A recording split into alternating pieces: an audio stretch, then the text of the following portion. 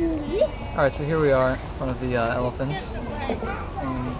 Cool thing about these guys is that they have really long fronts, and that's cool. And that's pretty much all there is to say.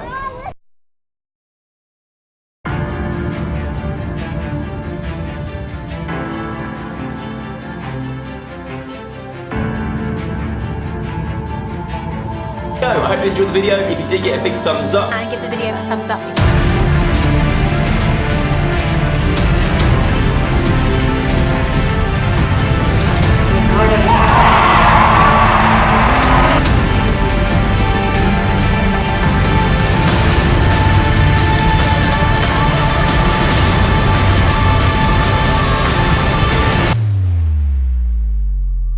Over the years, YouTube has gone from a small vision to a household name.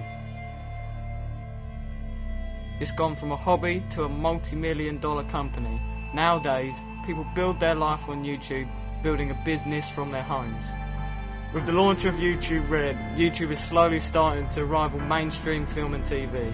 Is it really possible for one man making videos in his bedroom to become a pop culture icon?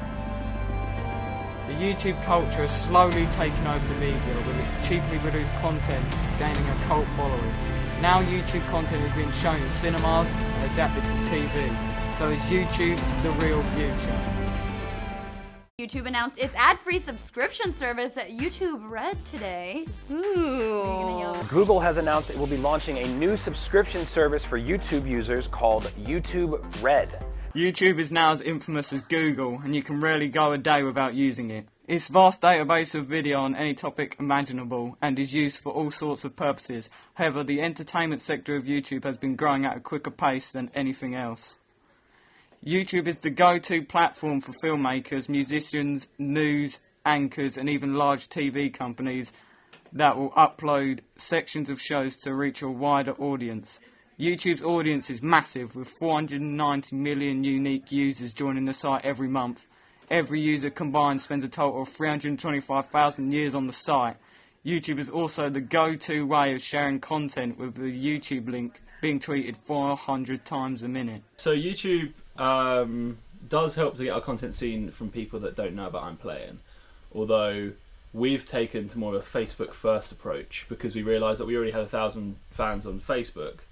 And when we put videos up, we'd been getting reach of thousands, we'd get thousands in reach, and then views, because it auto plays, we'd get significantly more views. I think any time you look at the VOD landscape, you need to know the difference between TVOD, which is transactional video on demand, which is where somebody pays in order to watch or rent or purchase a product, SVOD, which is subscription video on demand. So that's services like services like Netflix, and then you've also got ad-funded VOD, which is something like YouTube, where you'll have a couple of ads on the front of it, and then the movie will play through. I'd be happy to whack a movie up onto a service like Netflix or whatever if they were happy to take my movie, but generally only after it's been on transactional VOD for a while, so that you've already got the sales and the rentals that come from that process.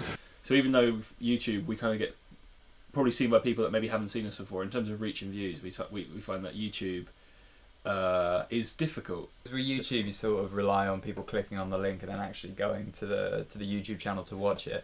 Whereas with Facebook, because of the autoplay, you get that sort of automatic translation of people seeing the video and watching it, as opposed to like going somewhere external, waiting for it to buffer and yeah. YouTube Red was announced in its full form on October 28, 2015, met with a sceptical audience. The service offers ad-free videos and the ability to watch videos offline. Most importantly, it allowed well-known creators to create exclusive higher-budget content. The platform was made available in the US for $9.99 a month, but the UK can pay for individual videos. This content is generally cheaper than a film on DVD. YouTube Red allows sponsors to create content in their purpose-built studios with funding from YouTube themselves.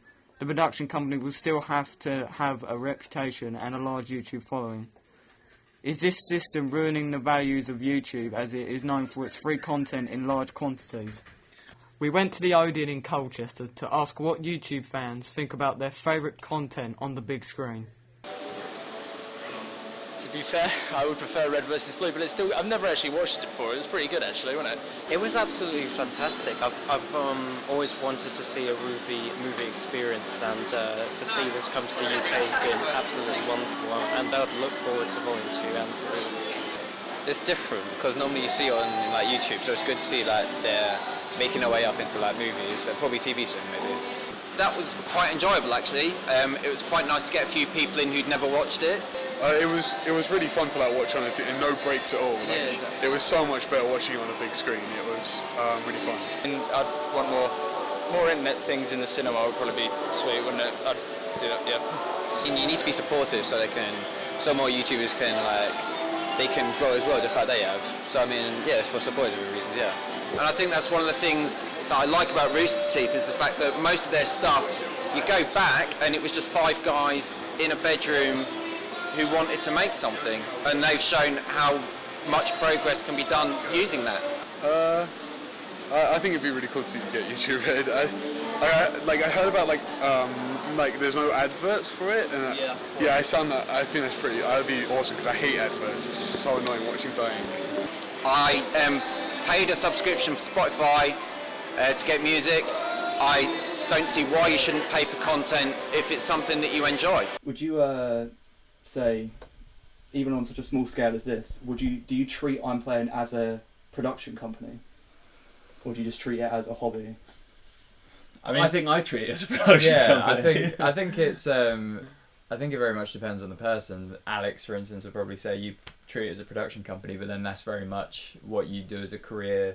They tie in quite nicely. Yeah. Whereas for me, I started as a hobby. Well, we started it as a hobby, and I mean I work in museums, so it's not really. Yeah, it's like there's no sort of translatable. Well, I guess there's a few, but not many. I guess I'm probably more towards the written content, and Alex is more towards the video content, but there is crossover. And then we've got other writers, and Con and Steve sort of crossover a lot more probably. But in general, you do the video, and I do the written. Probably. Yeah, I think we fit into our interests. Alec is a really, really good writer. Before I'm Playing, he wrote his own like zombie blog, which followed a diary, and it was really good. So Alex sort of falls into that natural writer/editor role. And then because I've just got more of an interest in doing videos, it works out that I just take more of the videos. You know, the equipment I've got is like my equipment, so I just buy stuff and do it, record. But then all the guys will come around and will make videos, and then I'll edit them. And now Alex starting to edit videos, and our other friends starting to edit videos, and they will put them out, as well as then we'll all occasionally chip in for the articles. So we do kind of we all jump in, but we have our things that we're more passionate about. Yeah, definitely, and more skilled at. Alex is. Some of the videos that you've been putting together recently have been really, really good quality. Do you have any sort of tips to not just success on YouTube, but sort of because you have a website, success on building a website and building an online personality for yourself? I think be passionate is probably the key. You got to be passionate about it. If you're not sort of passionate about what you're doing, then there's probably no point in doing it. Getting coverage from the big magazines seems to help, but doesn't seem to be the be-all and end-all.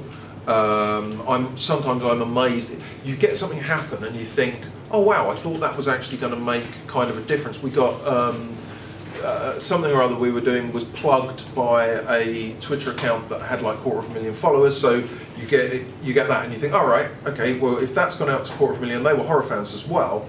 And so you sort of think, okay, well where does that convert to clicks through and things like that? And from that getting retweeted by that account, we ended up getting like 2 hits. Not 2 purchases, 2 hits. And you realise, oh okay, so that, whereas I would have thought that the translation for that would have been higher, that you'd have maybe got 30, 40, 50. To get 2 from that, you think, okay, so maybe it's not those kind of social media paths aren't necessarily the route through. It's experimentation, it's determination, and it's learning from your mistakes. Things do go viral, but things very rarely intentionally go viral. It's not something that you can write something and then think, all right, I'm going to make this go viral now, and then you click a button and all of a sudden the internet's exploding. It's one of those things that just sort of happens, but you need to be smart with where you're sort of broadcasting that content. Yeah, and don't get bummed out if I've produced some videos that I'm really proud of, and I've produced some articles that I'm really proud of, and we posted them up on like aggregating sites to try and get some views, and they only get like 20 views, you know, but some get thousands of views, and you can't let the bad ones bum you out. Yeah, I've written some right rubbish, yeah. which has got like sort of thousands of views.